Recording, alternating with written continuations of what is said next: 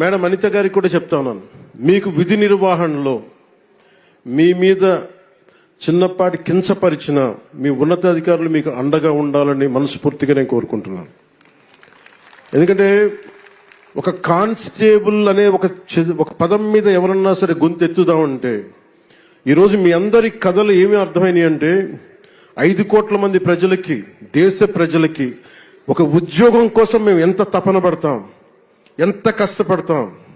కేవలం 2 ఆడపిల్లలనే పెట్టుకొని ఒక వెనకబడ్డ కులాల నుంచి వచ్చిన ఎంత కష్టపడతాం, ఇది ప్రజలకి తెలియచేయడం చాలా చాలా చాలా అవసరం.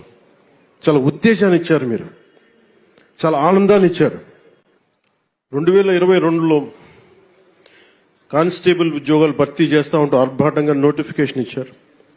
కేసుల రూపంలో న్యాయపరమైన చిక్కులు ఎదురైతే పట్టించుకోకుండా వదిలేశారు. ఉద్యోగ నియామకాలకు ఉన్న అడ్డంకులను తొలగించడం ఎలా అని కనీస ఆలోచన కూడా చేయలేదు.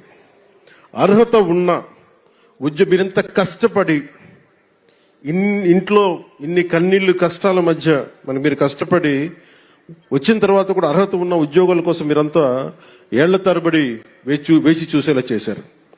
మీరు కోల్పోయిన 3 ఏళ్ల కాలం మేము తిరిగి ఇవ్వలేం, కానీ గౌరవ ముఖ్యమంత్రి గారు మీకు భరోసా ఇచ్చారు. ఈ రోజున కార్యక్రమం గౌరవ హోంమంత్రి గారి అనిత గారి ఆధ్వర్యంలో మేము ఉన్నాం. గత ప్రభుత్వంలో జరిగిన నష్టానికి మేము తిరిగి మీ కాలాన్ని తీసుకురాలేం, కానీ మేము మీకు అండగా ఉంటామని చెప్పి చాలా పెద్ద మనసుతోటి పండగ వాతావరణంలో చేయించిన గౌరవ ముఖ్యమంత్రి మన నారా చంద్రబాబు నాయుడు గారికి మనస్ఫూర్తిగా నా ధన్యవాదాలు తెలియజేస్తాం. కూటమి ప్రభుత్వం అధికారంలోకి వచ్చిన వెంటనే కానిస్టేబుల్ నియామకాల ప్రక్రియ తక్షణం పూర్తి చేయాలని సంకల్పించింది. ఒక దృఢ సంకల్పంతో ఇందాక గౌరవ ముఖ్యమంత్రి గారు చెప్పినట్టుగా న్యాయపరమైన చిక్కులు తొలగించే పనిని చేపట్టింది. మీ నియామకానికి చట్టపరంగా ఎలాంటి ఇబ్బందులు లేకుండా చేసిన తర్వాతే అన్ని రకాల పరీక్షలు పూర్తి చేశారు.